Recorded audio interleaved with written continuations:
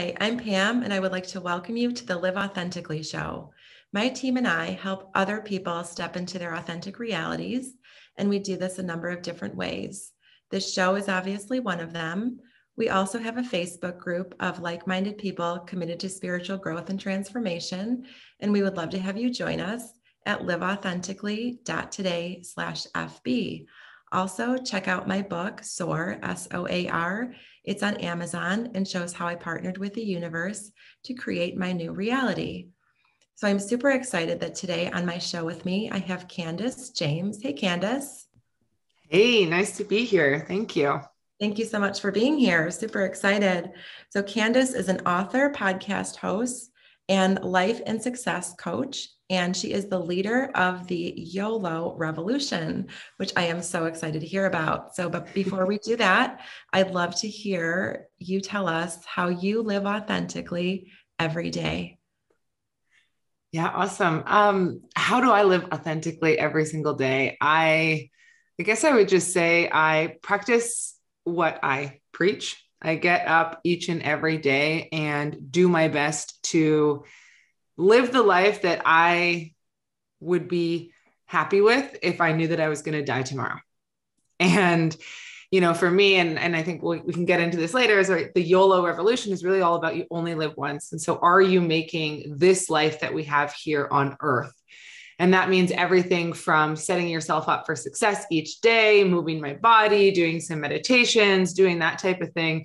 And also just consistently checking in with myself. Am I speaking to the people that, really bring beauty and love and joy into my life? Am I doing the things each day that I believe are really making the most of my life? And when I start to notice that sort of slide, it's like, okay, how do I move? How do I change this? What do I need to do in order to bring myself back to that space of living the very best life I possibly can here on earth? And, it's not always easy. Sometimes it's really fun and easy to get into complacency, but really just checking in with myself each and every day. And am I doing what truly lights me up inside? And how can I do more of that if not? I love that. Thank you. So was there a particular event or catalyst in your life that prompted you to take the turn towards authenticity? Yeah. It was a date with a guy from the internet. And oh, this sounds interesting. Tell me. Inquiring minds want to know. And the sad part is that this guy he completely changed the entire trajectory of my life, and he has no idea. And I can't even remember his name. Like if it was Bob or Mike or Joe, I have no idea what his name was. And we went out on this date. We met at this pub and we were just having a beer, first date chit chat about just life in general. And he was telling me all about these travels. And it was something that I had wanted to do, was travel, but instead I was working a 9-to-5 job at a private medical clinic, and I was getting paid good money. I was getting invited to all the cool parties. Like I was, on the outside having this cool life and it seemed awesome, but internally I felt unfulfilled. I felt like this isn't the life for me. I don't love this life. I want to be traveling. I want to meet people. I want to experience things. And I would always just come back to this, oh, well, I can't. It's irresponsible. It's not what I should do. It's not, people are going to judge me. It's not right. It's not whatever. And we were sitting there on this date and he started telling me about his travels to Southeast Asia and Thailand specifically, which I'd always wanted to go to. And I just looked at him like my jaw was on the floor and I was like, I wish I could do that. And he said, why can't you? And I said, because, this and that. And I started listing all the reasons that my mind had given me about why I can't. Mm-hmm. And he said, oh, cool. So it's not that you can't, it's that you're not making it a priority. Mm. And I was like, whatever, Right. Who do you think you are? Right. And we left that night. We didn't see each other ever again. But that night when I was at home and I was getting ready for bed and I was putting on my PJs and I had this thought that went through my head and it said, you wake up to what you choose. Mm-hmm. So each and every day we are waking up to the choices we made the day before. And each and every moment we're waking up to the choices we made just a moment before. And so each and every moment of each and every day, we have a choice that either brings us towards what we want to do or away from.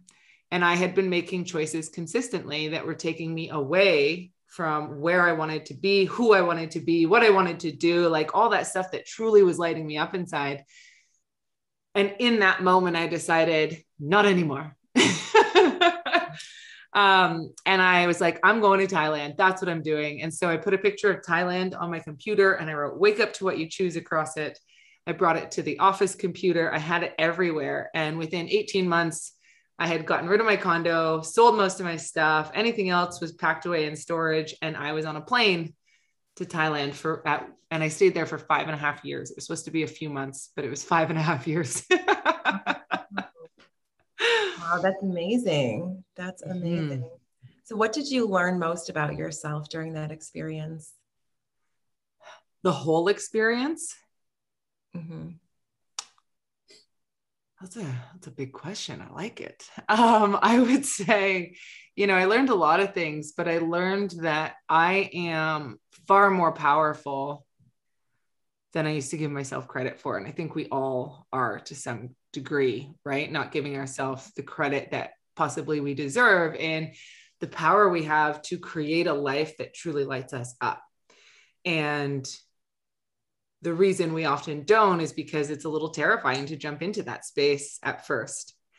But once we do, the power that we have to create who we truly want to be and how we truly want to live our lives. And there's, in the book that I wrote, I actually have the whole thing written down, but I was sitting at this cafe one day and it was probably 8 months or maybe almost a year, maybe into traveling. So I had left in May 2011. So it was sometime at the end of 2011, early 2012. And I wrote just in my journal, sitting at this place in my favorite street in Chiang Mai. And I was just writing about how, when I got up and I traveled, my ego had, when we're born, as we get older, the ego starts to associate with different things in our surroundings. And this is normal and this is not normal. And this is how we stay safe and all these things. And it starts creating this landscape for us to live our lives. And I realized that putting myself in a situation in a country where I didn't speak the language, I didn't know anything about the culture when I arrived, right? It was all just this big learning curve. And by doing that, I was just fighting with my ego the whole time. It was trying to tell me what was right, what was accessible, what was whatever. And for the first time ever, I realized that it's just noise that you can either choose to believe or choose to change or choose to whatever, right? We have so much choice in our lives, despite us often thinking that we don't have any. And I could choose to look at the pieces of myself that I didn't love, and I could change those. And I could choose to embellish the ones that I thought were really great and serving me well. And so I think the biggest thing is really just, I learned that I have so much more control and choice over the way that my life plays out than I had ever really imagined in the past. Yeah, I love that. So how did this experience, I'm wondering, as I'm listening to you talk, how did this experience change the way that you process fear? The way I process fear. I now say, F fear, do it anyways. In that time too, I had an experience where I thought I was going to die on a boat, which then caused a PTSD-induced anxiety disorder where I was just had terrible anxiety all the time. I couldn't function. I couldn't do anything. And one day I just started crying. And, my biggest fear in the anxiety was that I was going to die. And I ended up just coming to terms with, okay, well, if I do die, how has my life been? Mm-hmm. And am I proud of my life? Are there things that I'd be like right now being like, oh man, I wish I had have done this. And at that time, this was several years ago, but I thought, you know what? No, I am really happy with my life. Mm-hmm. I have done more than most people, 2 or 3 times my age. And I go after what I want. I make those decisions that are going to get me there. And I thought, wow. And that helped me sort of mitigate that fear, right? Get rid of that fear. And I think for me, the biggest fear is getting to the end of my life and looking back and being like, man, I wish I had have done this, and this. And instead, I'd rather say, wow, I can't believe I did that. Like, even if it failed horribly, even if it turned into a disaster, I'd rather know that I at least put it out there. And so for me, fear is often a sign of it's something that you really got to do in your life. If you're really terrified of something, and I'm not talking about danger, right? That's different. Right. But just fear of, oh, what if I fail? What if I get judged? What if this? What if that? Right? We have all these what ifs around fear. And I say, yeah, and what if? And what if it's the greatest thing that's ever happened to me? Yeah. Yeah. And, just yesterday, you're saying, when you get to the end of your life, you want to look back and know that you really went for it. Right. And I was talking to somebody yesterday about just this idea of living with no regrets, because I think that would be just one of the most discouraging, lowest feelings if you got to the last day of your life and we're taking inventory on it and had regrets. And one of my favorite pieces of literature, I don't know if you've ever heard of it or not, is Five Regrets of the Dying. And I can't remember Bonnie, I can't remember the last name right now, but look it up, Five Regrets of the Dying. And it's, it's a palliative care nurse who obviously spent time with people on their last days on earth. And she provided an account of what they were saying, their regrets. I wish I would have wouldn't have worked so hard. I wish I would have spent more time with loved ones. I wish I would have told people how I really feel, things like that. So it's a really, really deep piece. And I think it's something that everybody should read just to kind of recenter themselves and re-anchor on, what's really important, why we're here. So that said, that leads me to my next question is, why do you believe that we're here on earth? Love these questions. Why do I believe we're here on earth?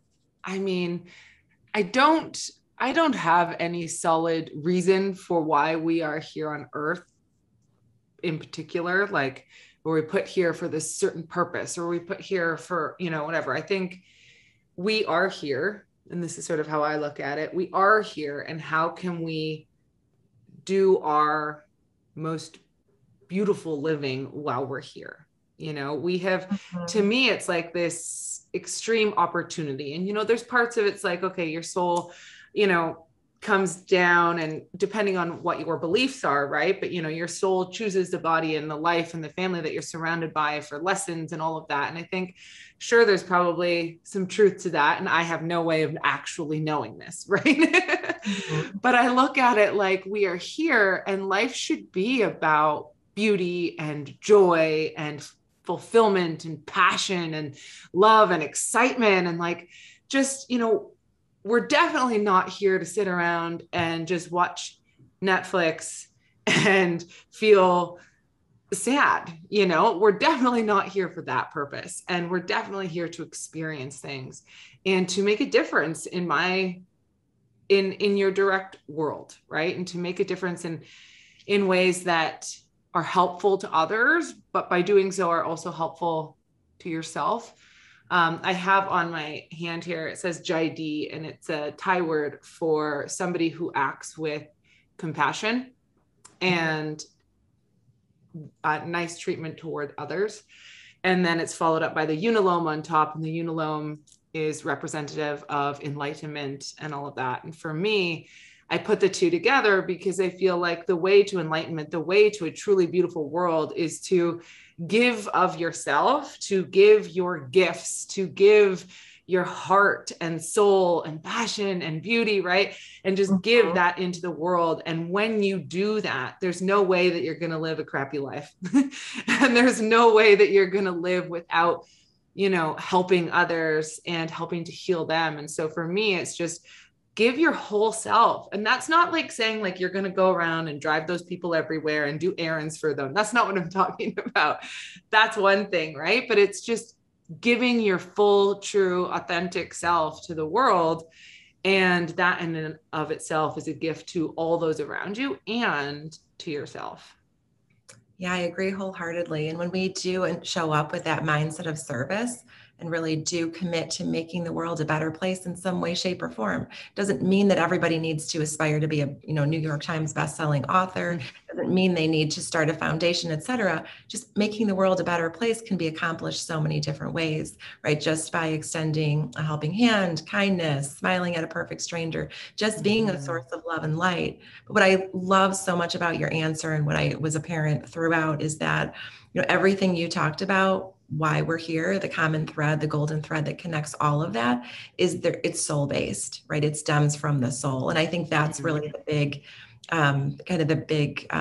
awareness to take away from this, is that when we follow our soul, when we let our soul lead the way in our life, we can't go wrong. And I think the issue is that so many people, and I say this with no judgment, but I know that there was a period of time where I didn't understand the dichotomy between the ego and the soul. And I was living life from the ego, not like I was this like big-headed narcissist, but I was definitely chasing things that were never going to give me fulfillment, long-lasting, sustainable happiness and fulfillment. And so when I had that awareness of the dichotomy and learn to embrace the ego, realizing that it's there to serve me, it's there to serve us and propel us on our evolution, and that there are healthy ways to honor it and to incorporate it, but being careful not to allow it to overtake us, then that's where you really start to gain a lot of momentum and start to experience a lot more depth and richness and substance and meaning in life.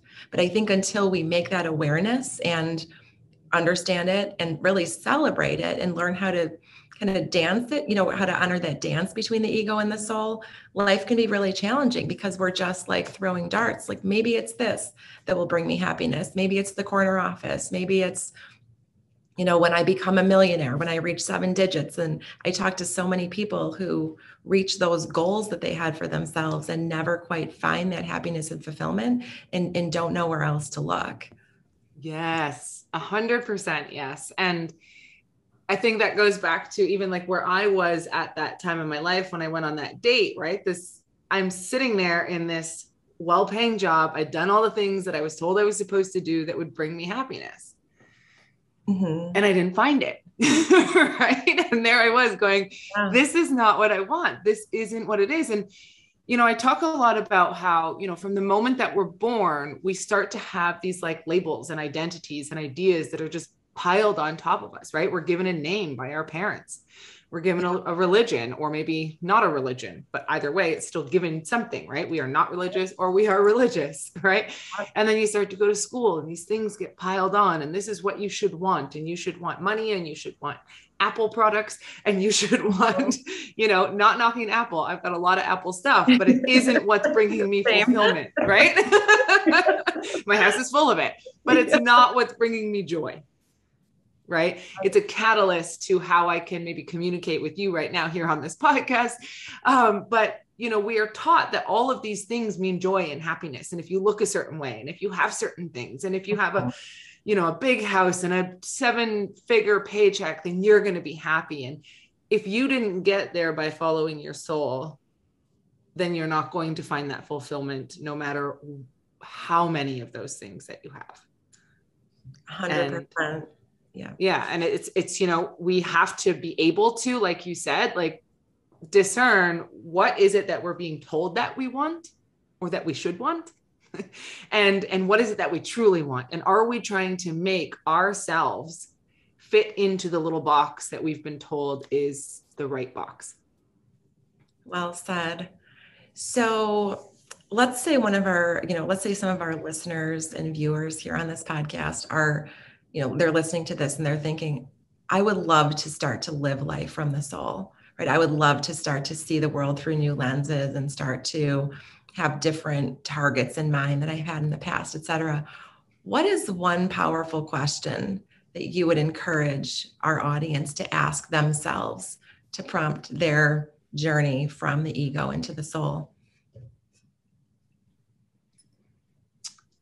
If I won the lottery, if money, time, space, location, all of that no longer mattered, I could have it no matter what, how would I spend my days?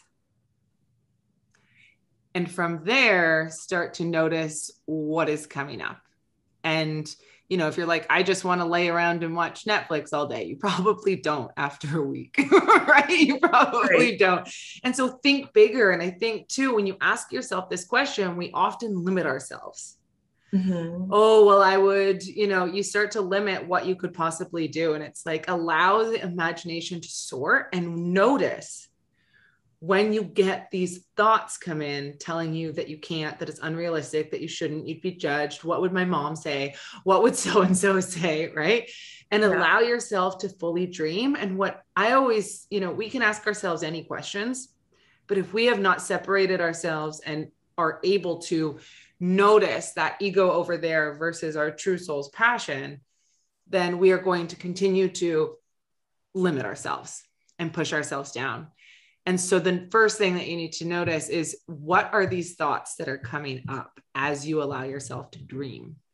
And that's really a lot of where I bring people to, right? Is that we can allow ourselves to dream as much as we want, but then just like I had when I was, younger and wanting to travel and all that, all of a sudden I hear all these reasons that that's ridiculous. I'm not good enough. I can't do that. It's not right for me. And so just allowing yourself to dream of, if there was no other money, anything in the equation, how would you want to spend your days? And then notice when you try to limit yourself and try to open it up and try to expand it. And sometimes I think people will say, I have no idea. And that's okay too. Is there something you want to try? Go try it. See if you like it. Right. Oftentimes we're so afraid of just giving something a try, because then what if it isn't all it was cracked up to be?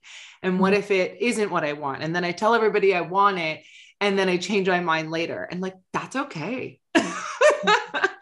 That's okay. And part of figuring out exactly what lights you up is just trying things, getting out there and seeing what fulfills you.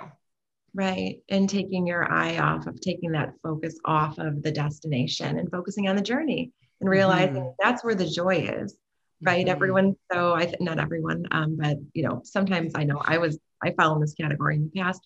I was so destination focused and so goal focused. And I would find that when I would reach a certain goal, then I would be like, wasn't exactly what I thought it would be. I didn't feel how I thought I would feel. But then when you just refocus on just this moment in front of you, right? The journey, the discovery, what you're learning about yourself along the way, then that's where life becomes really rich and really magical. If we're constantly just focused on goals, then, I think that, we never quite reach that fulfillment. Yes. And thank you for that. There's an exercise that I like to do with my clients, right? I think, a lot of people do vision boards, right? Yeah. Which are great. But here's the difference. And you sort of spoke to that when you were saying, when you are very goal-based and destination-based, is people will say, okay, well, I need to have like a 4-bedroom house and a this and that and the other. And it's like, okay, great. But then I like to ask them, what will that give you? And they'll be like, oh, well, a nice house for my family. Great. But what will that give you? And they're like, oh, well, I'll feel like I can provide. Okay. And what will that give you? A sense of belonging and love in my family. Ooh, now like I just got chills doing this, right? Like, so now we're going from, I need a 4-bedroom house to what will that give you? And when we start to touch into the feeling base of why we want these things and what it will actually give us, like nobody needs a 4-bedroom house, really. I mean, you could all sleep in a room, but what is it going to give you? And what is that feeling? And when we start to do our manifestations and visions and goal setting based on the feelings that we want, then we open up to the universe the ability to come in multiple different ways. So it doesn't have to be necessarily that particular 4-bedroom house up the road. It could still provide you with these feelings and these ways. And oftentimes we can start to find those feelings now. And when we can tune into the feelings now, it opens up the expansiveness to start getting more of that feeling. And yes, I believe we can manifest that 4-bedroom house. But when you're doing it with the right intentions and not just on, like you said, that destination, that goal of the 4-bedroom house, how can we bring our feelings into it? How can we begin to feel that now because we need to be able to match the vibration of what we want. And so how can we step into that feeling now so that we are setting ourselves up to receive these end goals and for the right reasons? Yeah, beautiful. Love that. So I just noticed the time. We're getting ready to wrap up here in a couple of minutes. But what I'd like to talk about next is, obviously, you've demonstrated that you have so much deep wisdom here. And I know that you share your knowledge in a number of different ways in the world. So I would love to hear you touch on how you help people to step into their authenticity and how you make the world a better place. Okay, thank you.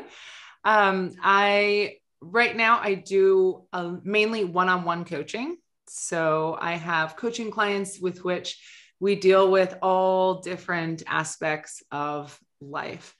And everything from digital entrepreneurs to who are trying to build their business online so that we can get time freedom and all of those things back, to just simply going through life and how can we reach these places, right? I think it's so upsetting for me to see people sitting around and thinking that they don't like this life. I had someone ask me a question recently and they said, do you think this is really all that there is? There's got to be something after, right?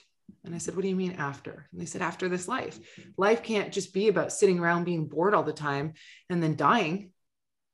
And I was like, wow, sitting around being bored all the time, So how do we create this beautiful life for you here and right now, and to get out of your head? Because so much of the reasons why we're not doing what we want to do is because we're in our head about it. And we have all these thoughts from our ego that are telling us that we can't do it. And so I help people to reprogram the mind so that they can overcome those fears and indecision and self-doubt and actually get out there and see fear as a catalyst for change and excitement and fun, and get out there and live their very best life. And I did write a book about that as well, called Get Out of Your Head and Into Your Life. So that, and then in the new year, I've got a group coaching program opening up its doors. So lots of exciting things, but essentially reprogramming the mind so that you can get out of your own way and get out there and live your best gosh darn life. Awesome. Such important work you're doing in the world. So thank you so much for sharing that. And if people would like to get in contact with you directly, what's the best way for them to do that? KandisJames.com. And my name is spelled with a K, by the way, K and an S. And also on the Instagrams, KandisJames.kj. Awesome. I'll look forward to following you. Thank you. Thank you. So are there any final words of wisdom or anything that you'd like to end our show with? I just want to say, the only life that we are guaranteed on this planet is the one that we are currently living. And so many people out there are spending it doing things they don't want to do, hanging out with people they don't care for, working jobs that make them miserable, waiting for Friday, waiting for one day, someday that they'll finally be happy or finally get to do that. And I'm saying, do it now. Because tomorrow is not guaranteed. 10 minutes from now is not guaranteed. And so live your life knowing that, so that you will get out there, you will tell those people that you love them, you will do those things you want to do, you will stop fearing judgment and actually just enjoy your life and see how things unfold for you and how beautiful it really can be when you step out of your own way to do that. So beautiful and so powerful. Thank you so much. I so appreciate you being here on my show today. It was such an amazing conversation. And I know it's so many takeaways, so many valuable takeaways that I know will improve lives across the world. So thank you so much. Thank you so much for having me. You're welcome. And thank you to our viewers and listeners. As you know by now, I believe that time is a choice. And I'm grateful that you've carved time out of your day to be here with me and Kandis to listen to everything that she's had to share. Thanks, everyone, and have a great day. Bye.